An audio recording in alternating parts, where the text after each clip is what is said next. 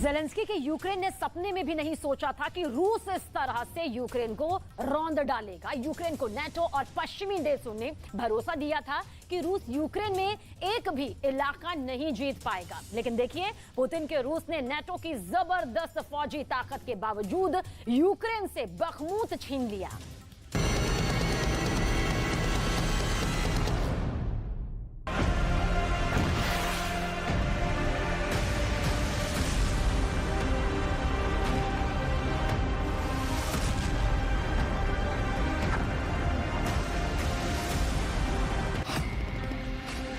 क्या बखमूत में यूक्रेन की जबरदस्त हार नाटो की अब तक की सबसे बड़ी और शर्मनाक हार है? डिफेंस एक्सपर्ट्स अब ये दावा क्यों कर रहे हैं? बखमूत में रूस की जीत ने अमेरिका और नाटो के सामने बहुत बड़ा खतरा खड़ा कर दिया है। क्या वाकई में 54 लाख सैनिकों से बनी नाटो की फौज को पुतिन के रूस ने बखमूत में धूल चटा दी?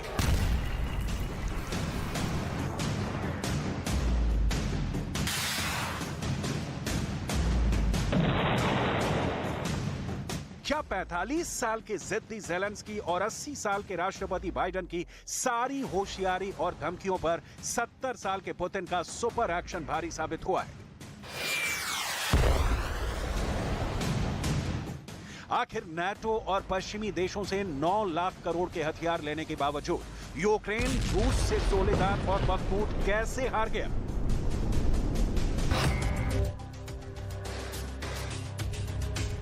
यूक्रेन के बखमूत में रूस की दूसरी बड़ी जीत लगभग हो चुकी है।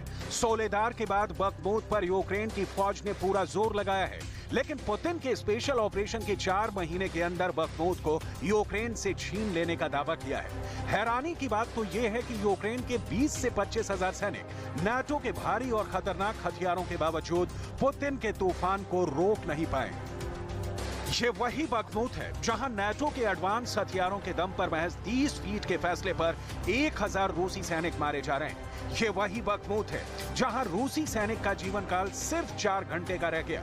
यानी बखमूत में जो भी रूसी सैनिक जंग कर रहा है वो मुश्किल से 4 घंटे में ही बखमूत की जंग में मारा जा रहा था। 30 देशों से बने नाटो की मदद से यूक्रेन ने बखमूत को रूसी सैनिकों का कब्रिस्तान बना डाला।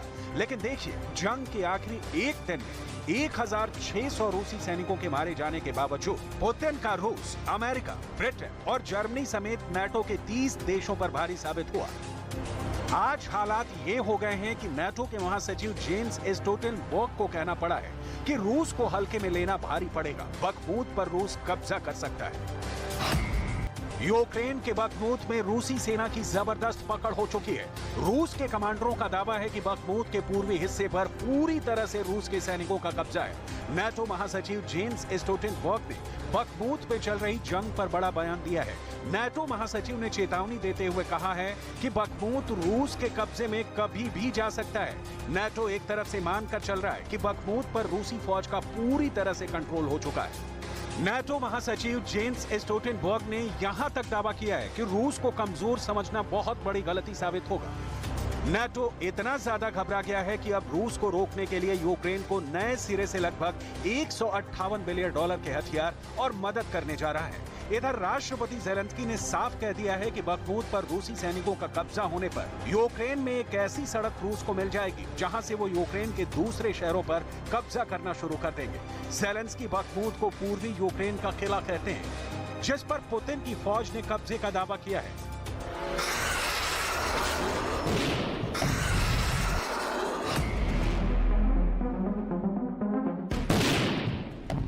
बखमूत की हार असल में यूक्रेन की हार नहीं है, ये अमेरिका, ब्रिटेन और जर्मनी जैसे सुपर पावर देशों से बने नाटो की हार है। 24 फरवरी 2022 जब से रूस और यूक्रेन के बीच जंग शुरू हुई है, तब से अब तक नाटो के 30 देश पश्चिम के 50 देशों के साथ मिलकर यही प्रोपेगेंडा फैला रहे थे कि पुतिन का रूस जंग हार रहा है। लेकिन रूस ने यूक्रेन के सोलेदार पर कब्जा करके पहली जीत हासिल की है। जब नाटो और पश्चिम देश ये दावा कर रहे थे कि पुतिन कैंसर पीड़ित हैं, गंभीर बीमारी से जूझ रहे हैं, तो ऐसे प्रोपेगेंडा के बीच पुतिन का रूस पूर्वी यूक्रेन का किला कहे जाने वाले बखमूत पर दूसरी जीत लगभग हासिल कर ली है। ऐसे में अब ज़ेलेंस्की को समझ में नहीं आ रहा है कि करें तो क्या करें, क्योंकि नाटो महासचिव ने तो साफ कह दिया है कि बखमूत पर रूस कभी भी कब्जा कर सकता है।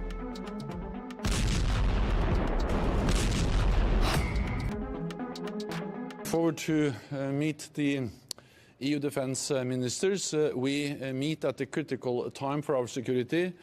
Russia's war of aggression grinds on against Ukraine. And over the last weeks and months, we have seen fierce fighting in and around Bakhmut. And what we see is that Russia is throwing in more troops, more forces. And what Russia lacks in quality, they try to make up in quantity. They have suffered big losses, but at the same time, we can not rule out that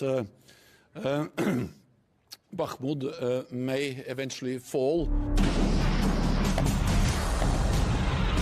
पैदल बुद्धि का तमगा हासिल करने वाले Zelensky को America समेत NATO में शामिल 30 देशों ने सिर्फ लॉलीपॉप दिया है। जमीन पर यूक्रेन अपने सैनिकों के दम पर रूस से मुकाबला कर रहा है। हैरानी की बात तो यह है कि यूक्रेन दावा कर रहा है कि 70,000 की आबादी वाले बखमूत में सिर्फ 5,000 लोग बचे हैं। साथ ही ये भी दावा कर रहा है कि बखमूत में रूस के 30,000 सैनिक मारे जा चुके हैं। इससे आप अंदाजा लगा सकते हैं कि जिस बखमूत की आबादी सिर्फ 70,000 थी, उसे जीतने के लिए रूस ने अपने 30,000 सैनिकों की जान को दांव पर लगा दिया। एक अनुमान के मुताबिक बखमूत की जंग में एक यूक्रेनी सैनिक के बदले 7 रूसी सैनिक मारे जा रहे हैं, लेकिन उसके बावजूद रूस जीत रहा है। जरा देखिए बखमूत में यूक्रेन समेत नाटो के 30 देश क्यों हार रहे हैं। नाटो के 30 देशों के पास कुल 54 लाख से ज्यादा सैनिक हैं, जबकि रूस के पास 13,50,000 से ज्यादा सैनिक हैं। लेकिन यूक्रेन में रूस की फौज के सामने नाटो के सैनिक मुकाबला करने को तैयार नहीं है। नाटो रूस से सीधी जंग से बच रहा है। अगर एयरफोर्स की बात करें तो नाटो के पास 20,723 लड़ाकू विमान है, जबकि रूस के पास सिर्फ 4,173 लड़ाकू विमान है। लेकिन हैरानी की बात यह है कि नाटो ने यूक्रेन को चौथी पीढ़ी के 200 लड़ाकू विमान नहीं दिए हैं, जो यूक्रेन की हार में बहुत बड़ा कारण बन रहा है।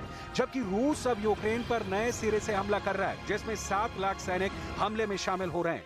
यहां तक कि रूस ने जंग के मैदान में 2000 टैंक उतारने का ऐलान कर दिया है, जबकि रूस के 700 लड़ाकू विमानों के जवाब में अभी तक यूक्रेन को एक भी एडवांस फाइटर जेट नहीं मिला है और ना ही मिलने की कोई उम्मीद है। ऐसे में यूक्रेन के अंदर यूक्रेन की हार नहीं हो रही है, जबकि नाटो की हार रूस के हाथों हो रही है। अमेरिका के टॉप जनरल मार्क मिले ने तो 1.5 महीने पहले ही नाटो और यूक्रेन को चेतावनी दे दी थी कि साल 2023 में रूस को यूक्रेन में हराया नहीं जा सकता है।